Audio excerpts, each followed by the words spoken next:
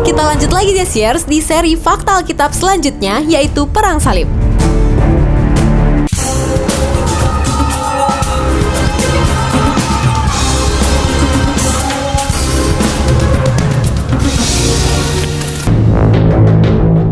Ini adalah benar-benar perang agama yang mematikan dalam sejarah bumi ini. Sekitar 1,7 juta orang terbunuh dari kedua belah pihak. Yuk lanjut terus pantengin video kali ini.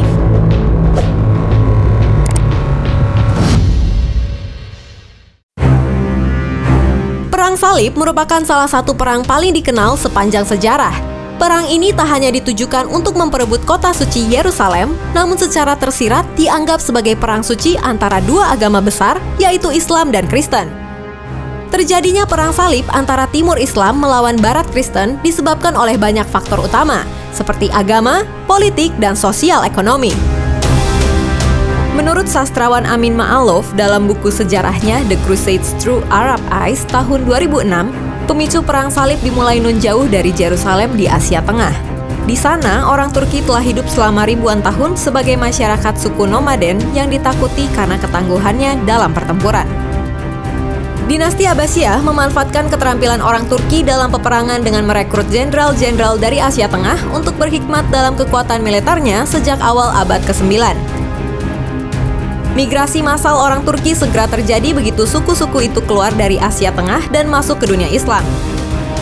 Saat bermigrasi, suku-suku Turki masuk Islam dan mendirikan negara bagiannya sendiri di tengah prahara politik abad ke-10. Yang terbesar adalah Kerajaan Seljuk Agung yang didirikan pada 1037 Masehi.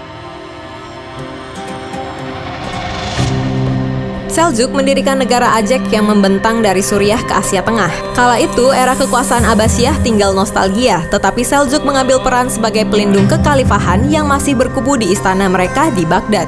Sebagai Islam Sunni yang teguh, Seljuk bahkan mampu menjadi penyeimbang Fatimiyah dan mencegah ekspansi pada abad ke-11. Tahun 1071 Masehi, Seljuk memenangi pertempuran krusial melawan Bizantium di Anatolia Timur. Peperangan Manzikert membuat Bizantium tidak mampu lagi mempertahankan Anatolia pasca pertempuran itu. Sedikit demi sedikit Seljuk berekspansi ke barat di seluruh semenanjung, sampai mereka muncul di pantai yang berhadapan dengan Konstantinopel, lalu mengancam masuk ke kota kerajaan dan sekitarnya. Asia Kecil dan seluruh Suriah menjadi milik Bani Seljuk. Antioquia menyerah pada tahun 1084 dan pada tahun 1092 tidak ada satupun kota besar di Asia yang dikuasai oleh Kristen. Para penguasa di Eropa mulai khawatir dengan kebangkitan kekuatan dari timur itu akan mengganggu kestabilan negara-negara di wilayah barat, khususnya Eropa. Mereka beranggapan harus segera menghentikan pergerakan orang-orang Muslim jika mereka tidak ingin kekuasaannya terganggu. Hal ini diperparah dengan aturan dari Bani Seljuk yang membatasi dan memperketat ziarah umat Kristen ke Yerusalem. Hal ini mendorong umat Kristen untuk mendapatkan kebebasannya kembali dengan berusaha merebut Yerusalem dari tangan kaum Muslim. Kaisar Bizantium Alexios mawas diri pihaknya tak mampu memerangi Turki sendirian. Meskipun ada persaingan antara Kristen Timur dan Kristen Barat selama berabad-abad, Alexios yakin bahwa hanya persatuan Kristen yang dapat mencegah keruntuhan Kekaisaran Bizantium. Dia mengirimkan permohonan kepada Paus Urban II di Roma untuk meminta bantuan berupa pasukan ekspedisi yang bisa membalikan keadaan dan memperoleh kembali daerah-daerah yang erat sejak pertempuran Manzikert. Atas nama Kristus, Paus Urban memanfaatkan kesempatan ini untuk mengerahkan pasukan Kristen pan-Eropa yang berjumlah hingga puluhan ribu orang. Namun, Paus Urban II tak berniat membantu Alexios atau bahkan melawan Turki. Dia mengarahkan tujuan ke Yerusalem, sambil mengutuki fakta bahwa Yerusalem telah terjatuh ke depan ke tangan Muslim sejak kekhalifahan Umar. Paus Urban II menyeru kepada seluruh umat Kristen untuk mendukung ekspedisi penaklukan Yerusalem dan mendirikan kerajaan Kristen Latin di Palestina di bawah otoritas kepausan.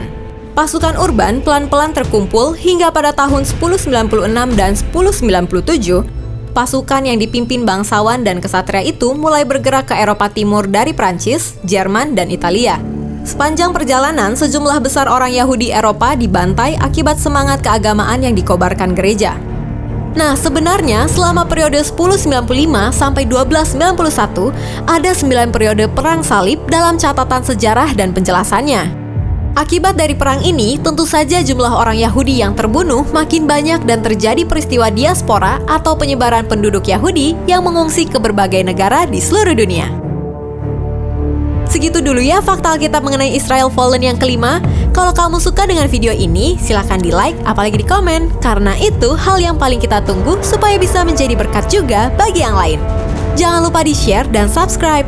Aktifkan tombol lonceng kamu untuk notifikasi video-video terbaru kami.